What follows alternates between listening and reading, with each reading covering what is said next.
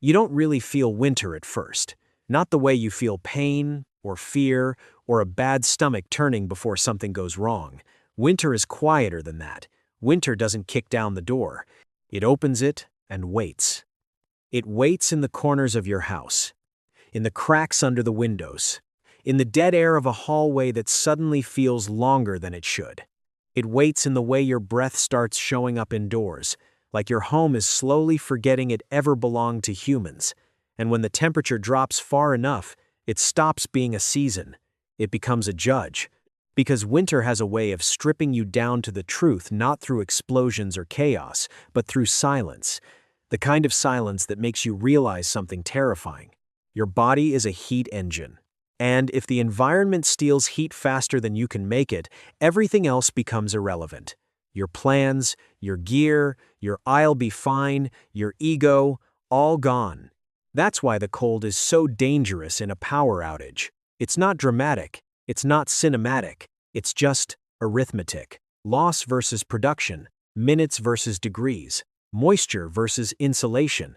And history already showed us what happens when people misunderstand that math. Winter of 1944, the Battle of the Bulge. Everyone remembers the tanks, the ambushes, the frozen forests, the heroic last stands. But most people don't remember the real predator out there. It wasn't German bullets, it was the ground, it was moisture. It was the way a man could survive an artillery barrage and still lose his feet a week later. American units in Belgium weren't just getting pushed back, they were getting dismantled by frostbite and trench foot. Entire platoons limping, blackened toes, boots frozen into rigid shapes. Guys who could still aim a rifle, but couldn't stand long enough to use it. And here's the part that should make your stomach tighten. A small group of seasoned soldiers didn't lose their toes. Not because they had better boots, not because supply finally arrived. They survived because they understood something most people still don't understand today. They knew warmth isn't something you pile on. Warmth is something you manage, and they managed it with trash, waxed paper, grease, cardboard, a few ugly habits that felt wrong until they kept you alive. That same principle can keep you alive in a winter blackout right inside your own living room when your blankets are failing and the cold is starting to feel personal. But to understand the trick, you have to understand the trap, because the trap is still killing people, just in quieter ways. Back in late 1944, the Allied command was riding high. Normandy had worked. France was opening up. The Germans were retreating. There was this dangerous kind of optimism floating through the chain of command, the belief that the war would be over before winter really had a chance to bite. And that belief affected everything. Supplies were limited. Convoys could only carry so much. Planes could only deliver so many tons. Every shipment was a decision. Ammunition, fuel, food, medical gear, or winter equipment. So they prioritized momentum. They shipped what kept the advance moving. And they gambled that cold weather gear wouldn't matter because victory would arrive first. Then Hitler punched through the Ardennes like a cornered animal. And winter arrived not as a background detail, but as a weapon system. Snow came down heavy, slush swallowed roads, mud turned into iron, the forests became black and wet and unlivable. And into that mess walked American infantry wearing the new boot, the M1943 combat boot. On paper, it looked like progress: tall leather upper, thick sole, one-piece solution.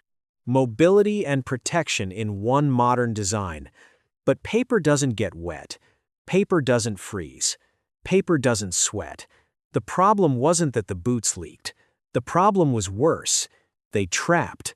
Leather soaked up moisture from the outsides now. Slush, freezing rain held it like a sponge. Soldiers tried to waterproof them with waxy paste and accidentally made the trap tighter. Water didn't get in as easily, but sweat couldn't get out. And sweat is the killer nobody respects, because sweat doesn't feel like danger, it feels like effort, like work, like your body doing its job. But in deep cold, sweat becomes sabotage. Picture a soldier marching in freezing wind. His core temperature is fighting to stay stable. His feet are working, flexing, pushing, sweating because feet have more sweat glands than almost anywhere else on your body. That moisture has to go somewhere. Inside a leather boot, it goes into the sock. Inside a sock, it goes into the insulation. And then the cold does what it always does. It waits for the exact moment that moisture becomes a weapon. There's a line in cold weather systems that most people never think about. Not in foxholes, not in cabins, not in apartments when the power dies. It's called the dew point. It's the layer where warm vapor meets cold air and turns back into liquid. In mild cold, that dew point might be near the outside of your clothing. Moisture escapes, you dry out. You're uncomfortable, but safe. In extreme cold, the dew point moves inward. It doesn't form on the surface of your boot. It forms inside your sock, inside your blanket, inside your jacket, right where your insulation is supposed to be doing its job. So sweat vapor condenses into liquid inside the wool. The wool's air pockets those tiny spaces that trap heat collapse. The sock becomes heavy, wet, dense, then it freezes. And now, instead of wearing insulation, you're wearing an ice mold shaped exactly like your foot. At that point, your own body becomes the enemy. Your blood tries to warm the area, and the ice drinks that heat faster than your metabolism can replace it. Heat conducts through water dramatically faster than through air, which means the moment your insulation gets wet, your entire system changes character. You go from protected to refrigerated. And the scariest part?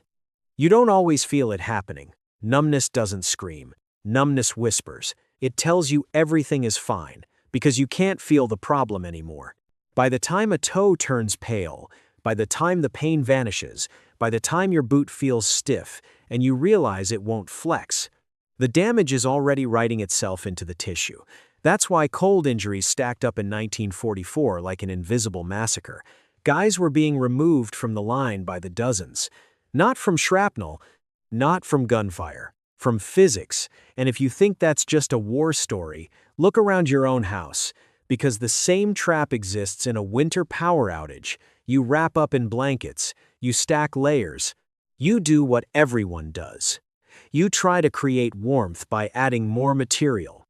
But if moisture starts migrating into those layers, sweat from your feet, damp clothes, breathing into your bedding, even humid indoor air condensing in the fabric, your insulation begins to fail from the inside out. And then you start shivering harder. So you add more blankets, so you tighten the wraps, so you compress the air pockets that were insulating you in the first place. And slowly, without realizing it, you recreate the same mistake those soldiers made inside their boots. You build a system that traps moisture and hands winter the advantage. That's the trap. But the veterans, the men who'd seen deep cold before, the ones who grew up where winter wasn't a holiday, aesthetic figured out something that felt backward. They stopped trying to keep their skin dry. They focused on keeping their insulation dry. And the moment you understand that distinction, you understand the forgotten hack that outperformed official gear and kept toes alive when the temperature tried to erase them. And in part 2, I'll show you exactly how they did it step by step using materials so common you probably have them in your kitchen right now. Because when the lights go out and your house starts turning into a freezer, the smartest move isn't more layers, it's a different system. Remember the trap. Moisture gets into insulation. Insulation collapses. Cold wins. That was the story in 1944. And it's the story inside your home when the grid goes down and the temperature starts crawling toward the same number as the air outside. But here's the twist: the veterans understood something that sounds wrong until it saves you. In extreme cold, you cannot always keep your skin dry. So instead, you keep your insulation dry. That one sentence is the hinge point between comfort and survival, because warmth is not a feeling. Warmth is a physical condition, dry, trapped air that your body heat can't escape through easily. And the fastest way to destroy trapped air is to introduce water into it. Most people treat winter survival like it's a stacking game. More socks, more blankets, more layers, more expensive fabric. more thermal everything. But if the layer that's supposed to trap air becomes wet, it doesn't matter how many layers you add on top, you're just adding more material to freeze. And in a power outage, you don't have the luxury of drying anything. No furnace, no hair dryer, no warm air circulation, we'll just hang it by the fire. There is no fire. There is only what you planned for and what you understand. That's why the veteran's solution was so effective. It didn't rely on ideal conditions. It worked when everything was wrong. It worked because it was built on physics. And they built it out of trash. The modern name for it is simple: a vapor barrier. But back then, it didn't have a fancy name. It was just what the guys who kept their toes did, while everyone else was following the correct advice and paying for it in blackened skin. Here's the core concept. Your body produces moisture constantly, especially at the feet, where sweat glands are packed tight like a factory floor. That moisture will try to travel outward. Warm vapor always migrates to colder air. So if you let your sweat travel outward into wool or cotton or a blanket, it will eventually hit the dew point, the invisible layer where vapor becomes liquid. Then your insulation gets wet. Then your insulation fails. So what did the veterans do? They stopped the vapor.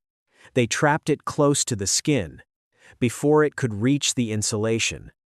Not comfortable, not breathable, but survivable. Picture the system like a controlled leak. You're not trying to eliminate moisture production, you're trying to decide where that moisture is allowed to exist. Because if you don't decide, winter decides for you. The veteran's foot system had 4 parts, 4 steps, and the genius is how brutally simple it was.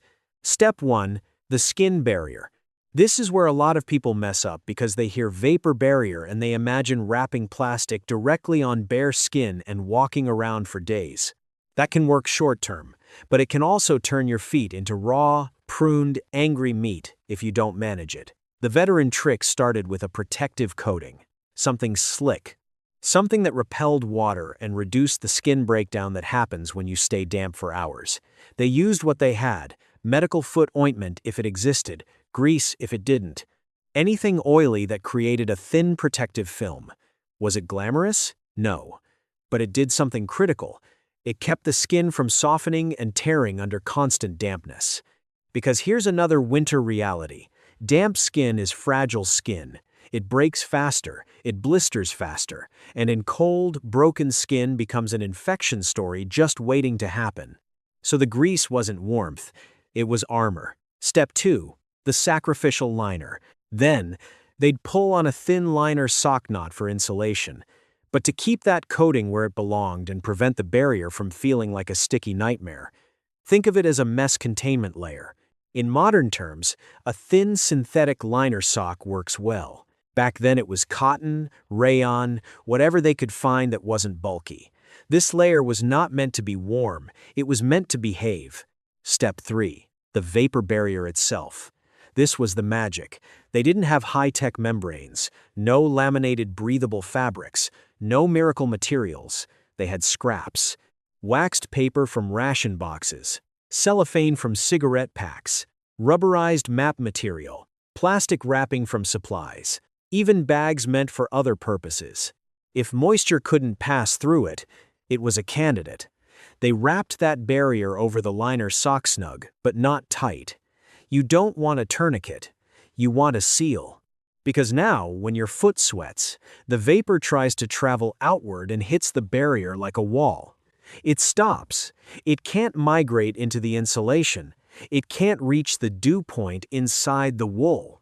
It can't freeze inside the warm sock. You just blocked winter's favorite trick. Step 4, dry insulation outside. Only after the barrier was in place did they pull on the thick wool sock.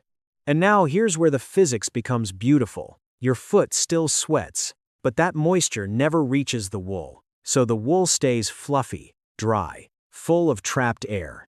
Which means the wool keeps doing what it's meant to do. Slowing heat loss. No wet collapse. No ice cast. No internal freezer built around your toes. And something even stranger happens after a little time. Inside the barrier, humidity rises fast. It becomes a warm, damp microclimate. not comfy but stable. Once the environment inside the barrier saturates, your body often sweats less because the vapor pressure difference drops. The system reaches a kind of equilibrium. Warm foot, damp skin, dry insulation. Again, survival is not about comfort. Survival is about staying functional. Now, take that idea and drag it into the modern world. Your feet aren't just at risk in trenches. They're at risk in a cold house too, especially if you're moving around, trying to fix things, hauling water, checking pipes, bringing in firewood, or simply pacing because you can't sleep. A winter blackout turns your home into a cold weather camp, whether you want it or not. So here's the modern version of the same hack, so simple it almost feels like cheating. Liner sock. Plastic bag. Warm sock over it. That's it. A grocery bag. A bread bag. A produce bag. Even a clean trash bag section. Anything that blocks vapor. If you've never done it, you'll hate it for about 5 minutes. It feels weird, a little clammy, like you're doing something wrong. Then the numbness stops creeping. Then your feet stop dumping heat. Then you notice the wool sock stays dry instead of turning into a damp sponge. And suddenly, you understand why veterans looked at breathable as a luxury they couldn't afford. Because breathability in extreme cold can be a slow-motion execution. But the vapor barrier ugly and unsexy wins. Now, before you go throwing plastic on everything, there's a critical warning. This isn't a set-it-and-forget-it for a weak system. Even the old soldiers knew it demanded discipline. You have to check your skin. You have to air your feet when you can. You have to manage friction and pressure. Which brings us to another mistake people make in cold conditions, especially indoors during blackouts. They add layers until everything is tight. They jam 3 socks into a boot. They cinch their footwear down because they're cold and instinct says seal it. And that instinct can destroy your feet faster than the cold itself. Because your feet do not generate their own heat, your feet receive heat from blood. If you restrict circulation, you cut off the only heater your toes have. So the system is not just vapor barrier. It's vapor barrier plus circulation. Loose enough to allow blood flow, snug enough to seal moisture. A balance. And the veterans had a dirty, unromantic rule. If your toes can't wiggle, you're already losing. But even that isn't the full story. Because the vapor barrier solves the moisture problem and still leaves you exposed to the second assassin. The one that doesn't care if you're dry. The one that steals heat even through perfect insulation. Conduction, the cold coming from below, from the ground, from the floor of your house, which becomes an ice slab when the heat dies. In 1944, men learned this standing in foxholes. In 2026, you learn it standing on a kitchen tile at 3 a.m., while your house groans and the thermostat is dead. And in Part 3, we're going to talk about the cardboard secrete, the stupidly simple thermal break that kept veterans functional and can keep you from bleeding heat into the floor all night. Because if you don't insulate beneath you, you can stack blankets until morning and still wake up cold in your bones. There's a moment in deep cold where you realize something humiliating. The enemy isn't the air, it's the surface. You can be wrapped in layers, hood up, hands tucked, breath steaming like a locomotive, and still feel the cold biting upward through your feet, your legs, your spine like the ground itself is feeding on you. That's not imagination, that's conduction, and conduction is the kind of heat loss that doesn't negotiate. Wind can be blocked, moisture can be managed, radiation can be reduced with reflective layers. But conduction? Conduction is direct theft. Heat moving from warm body to cold mass through contact.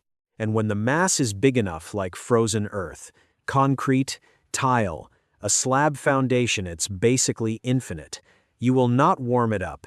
You will only feed it. This was the second assassin in the Ardennes.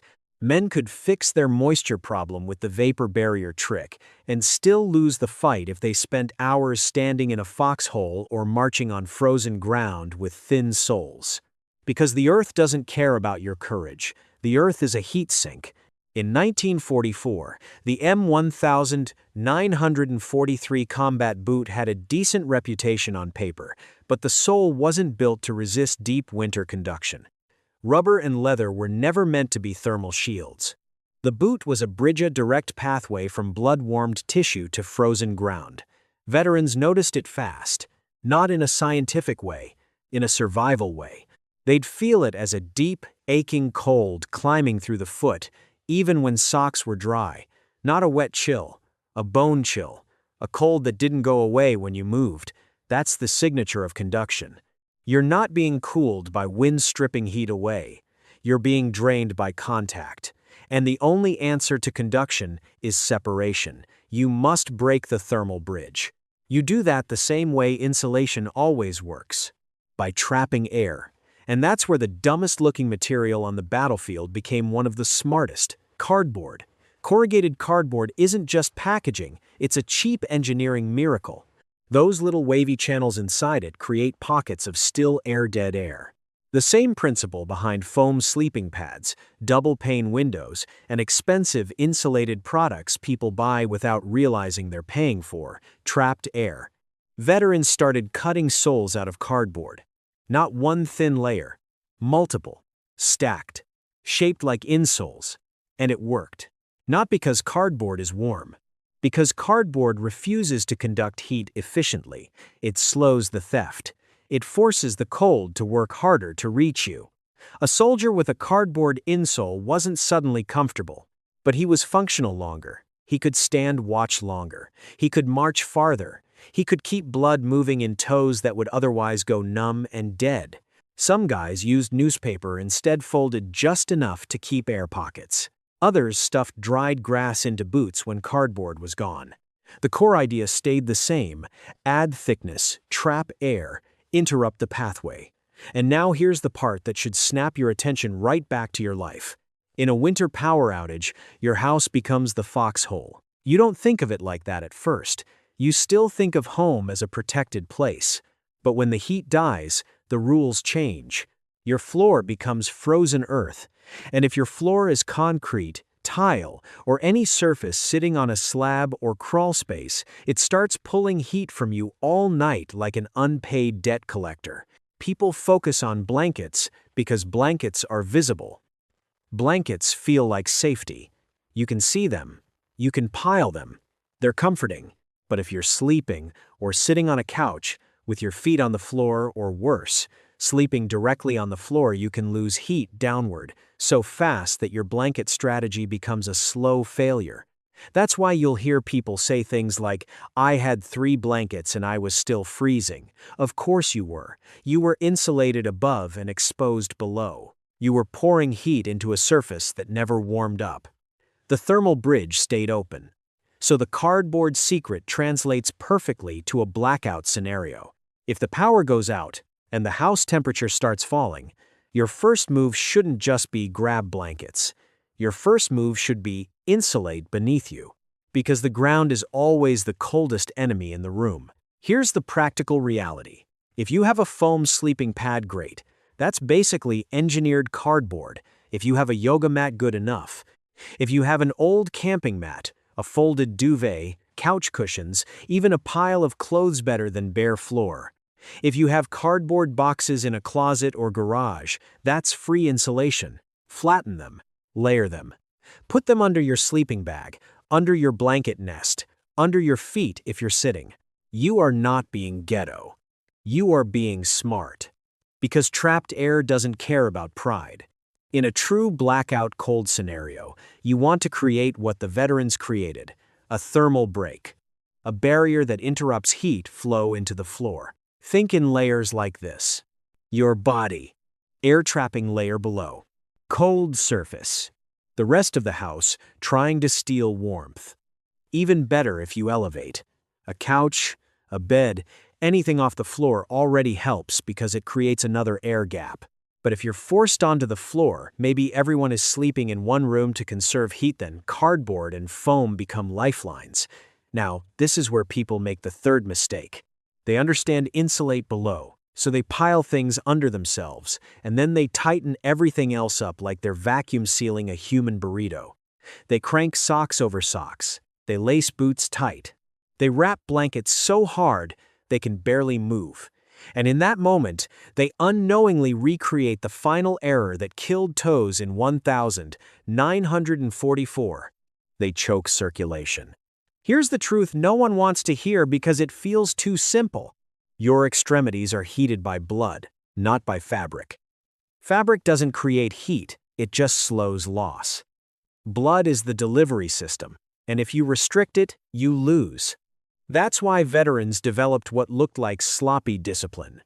Their boots weren't laced tight. Their toe boxes were given space. Some even skipped lower eyelets entirely so the front of the foot could breathe and move. Because toes that can wiggle are toes that can live. Your body creates heat in the core chest, abdomen, big muscles. Then it sends that heat outward. In deep cold, your body tries to protect the core, so it naturally reduces flow to hands and feet. If you add tight layers on top of that, you're helping winter. You're doing the cold's job for it. And in a blackout, people do this all the time. They add socks until their feet feel like they're wrapped in rubber bands. They sit cross-legged for hours, compressing blood flow. They tuck hands under thighs and fall asleep in a position that cuts circulation, then wake up with numb fingers and panic. So the next part of the system, the part that makes everything work, is looseness where it matters. Not drafty looseness, circulation looseness, space for blood, space for movement, space for life. In Part 4, we're going to build the full trifecta the veterans accidentally engineered. 1. The vapor barrier to keep insulation dry. 2. The thermal break to stop conduction from below. 3. The circulation protocol that keeps your body's heat delivery system alive. And then I'll show you how that same ugly wartime logic ended up becoming one of the most iconic cold weather boots ever made, proof that the trash tricks weren't just desperation, they were the superior design. Because winter always respects physics, and once you learn to respect it too, you stop fighting the cold with hope and start fighting it with strategy. If you could watch winter kill someone in real time, it wouldn't look like what movies sell you. No dramatic collapse, no heroic last words. It would look like small decisions stacking up until the body reaches a point where it can't pay the heat debt anymore. A little dampness here, a little tightness there, a little too much contact with the floor.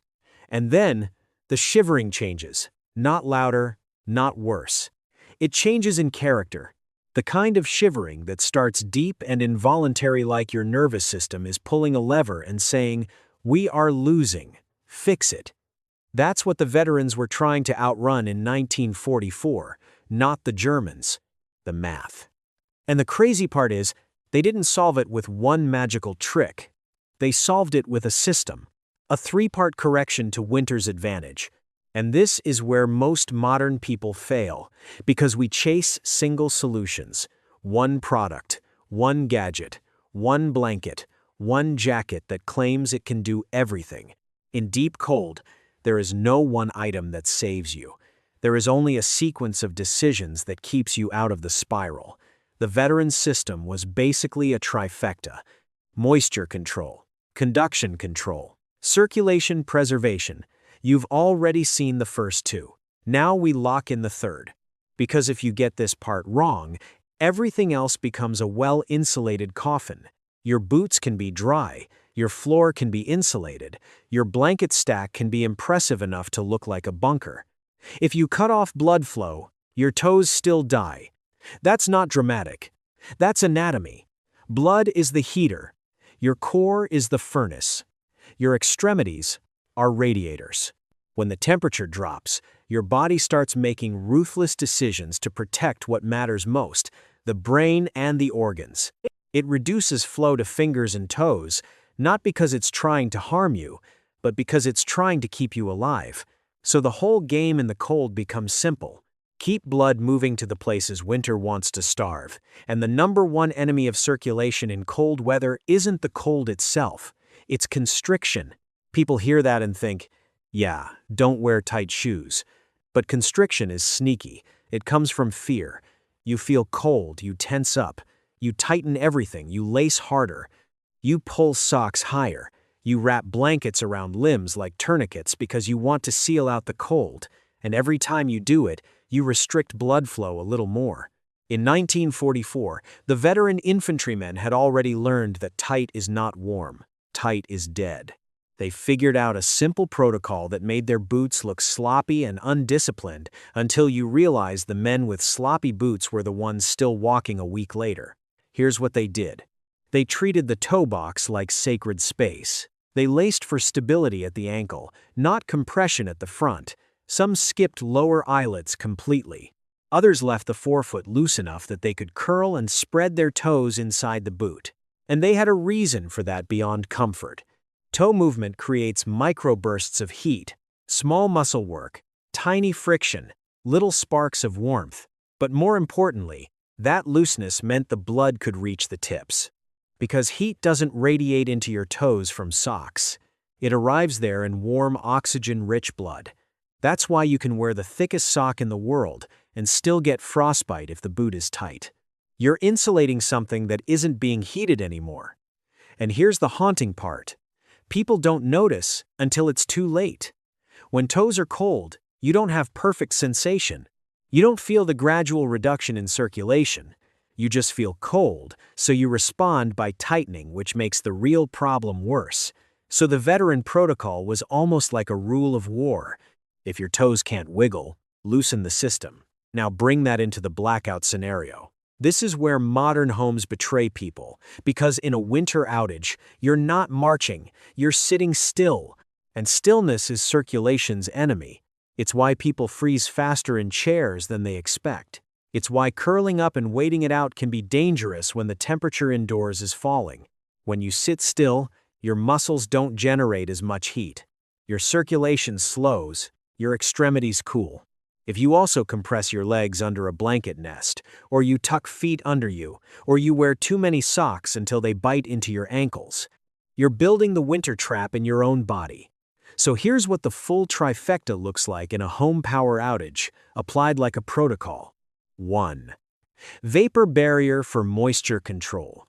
If your feet are getting cold, don't keep adding socks until everything is tight. Instead, thin liner sock, or even a thin normal sock. Plastic bag over it, bread bag, grocery bag, produce bag. One thick dry sock on top. Your insulation stays dry, your heat stays contained. 2. Thermal break for conduction control. If the floor is cold, and it will not allow your body to stay in contact with it. Cardboard layers under your feet if you're standing or sitting. Foam pad or yoga mat under your sleeping area. Couch cushions under a blanket nest if you're on the floor. Even folded towels or spare clothing as long as they trap air. You are not trying to get warm by adding warmth. You're trying to stop heat loss routes. 3. Circulation protocol. This is the one nobody treats like a survival step, but it might be the most important. Keep socks and layers snug but not restrictive. Avoid tight elastic bands cutting into ankles or calves. Wiggle toes frequently, especially before numbness sets in. Shift positions regularly instead of locking into one posture.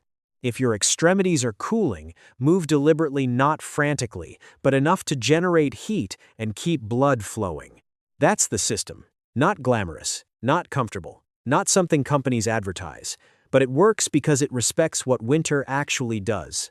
Now, if this was just some desperate wartime improvisation, it would be interesting and maybe useful. But it wasn't.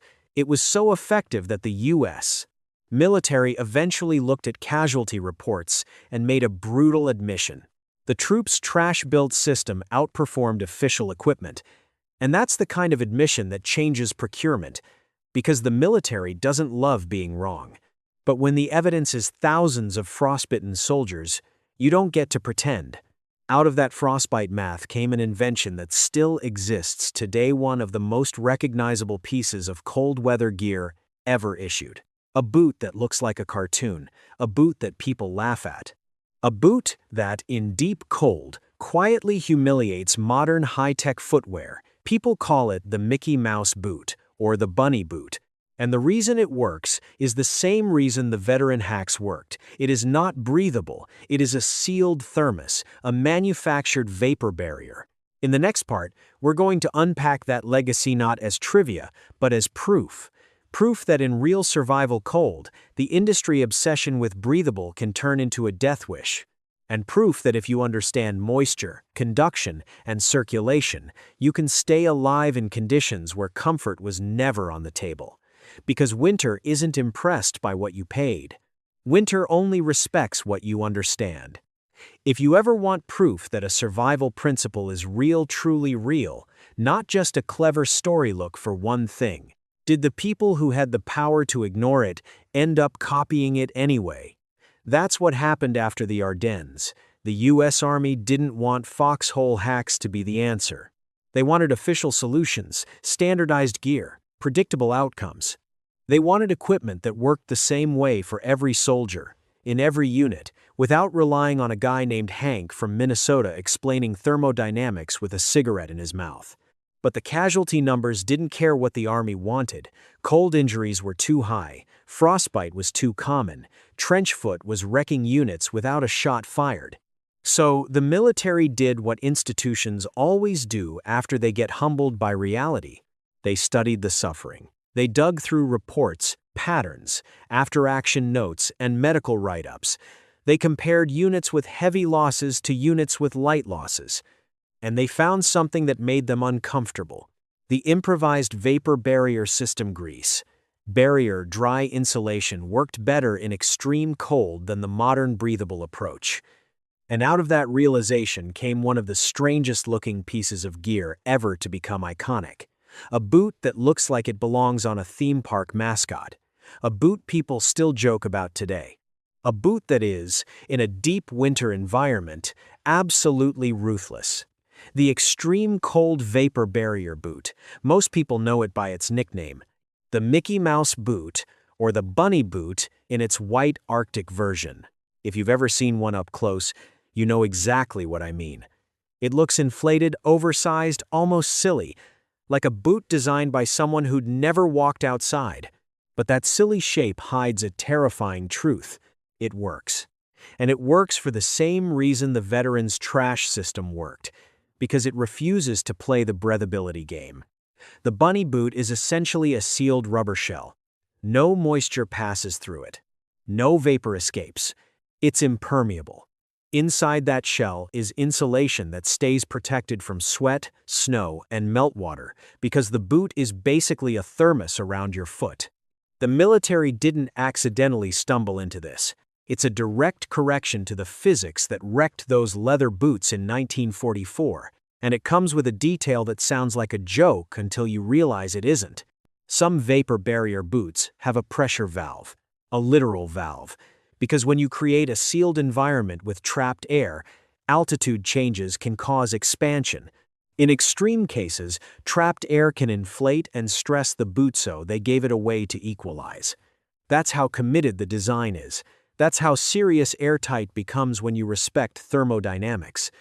Now here's where this matters for you. We live in an era of breathable marketing. Everything is moisture wicking. Everything is engineered airflow. Everything is ventilated comfort. And for mild cold, while you're active hiking, working, moving, breathability can be helpful. But survival cold is different. Survival cold isn't a brisk morning jog. Survival cold is stillness. Survival cold is being stuck. Survival cold is sitting in a home with no power, no heat, and no way to dry anything once it gets damp.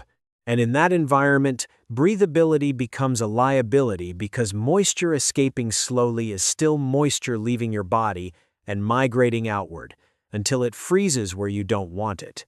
The Bunny boot doesn't care about comfort. It cares about not letting the insulation get wet. It cares about keeping the system stable. And that is the exact mindset you need in a winter blackout, because your home will tempt you into comfort decisions that ruin survival math. You'll breathe into your blanket nest because it feels warm. You'll sleep in damp clothes because changing feels too miserable. You'll tighten socks because cold makes you anxious.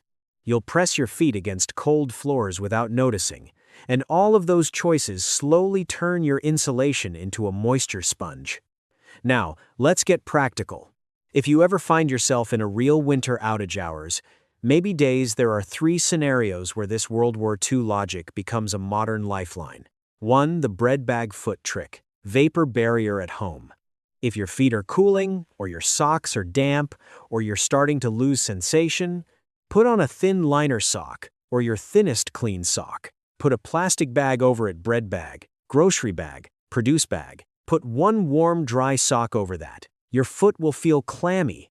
That's normal. That's the point. The moisture stays trapped close to the skin. The outer sock stays dry. Your insulation stays intact. And this is where people get it wrong. They try to fix clammy by removing the bag. But that clammy feeling is discomfort, not danger. Wet insulation is danger. You trade one for the other. That's winter strategy. Now watch your circulation. If the bag and sock combo makes your boot or slipper too tight, stop and adjust. Loosen, bigger footwear, less compression. Remember, blood is the heater. 2. The thermal break under you. Floor equals enemy. If you're spending time in one room, your goal is to create a warm island. Not by heating the entire house impossible without power, but by reducing heat loss in one contained space. Your floor is going to steal from you. So, put cardboard down in layers where you're sitting or sleeping. Put down foam pads, yoga mats, couch cushions. Build your nest on top of insulation, not directly on carpet or tile. If you can, elevate your body off the ground. Even a few inches helps because you're creating an air layer. If you do nothing else, do this. Insulate under your hips and shoulders. Those contact points dump heat like crazy. If you're on cold ground, you can lose warmth faster than your blanket stack can trap it. 3. The tightness trap, circulation protocol. This is the silent killer in modern homes because it doesn't look like risk. It looks like bundling up. But if your socks leave deep marks, they're too tight. If your toes can't wiggle, you're cutting off blood flow. If your hands are wrapped so tightly you can't flex your fingers, you're helping winter. So treat circulation like a resource you actively protect. Wiggle toes, rotate ankles, stand and move in short bursts. Avoid positions that compress blood flow for long periods. And if you're sleeping, don't strap yourself into a posture that turns your own body into a tourniquet. Now, there's one more element we haven't covered yet, and it's the difference between someone who simply endures cold and someone who survives it. Discipline, not motivational poster discipline. The ugly kind. The kind that makes you do small, miserable tasks before they become emergencies. Because the veterans didn't just use vapor barriers and cardboard. They had routines, things they did even when it sucked, because they understood that if they didn't do them today, tomorrow would be worse. Foot checks, sock swaps, drying methods that sound insane until you realize they kept men alive. In the next part, we're going to get into that psychological factor, the habits that made some units suffer almost no frostbite while others were crippled. And we're going to translate those habits directly into what you do in a blackout. How you manage clothing when nothing can dry. How you sleep without soaking your own insulation. How to use your body heat strategically instead of wasting it. Because winter doesn't defeat you all at once. Winter defeats you through neglect. Through small choices you don't respect until they become irreversible.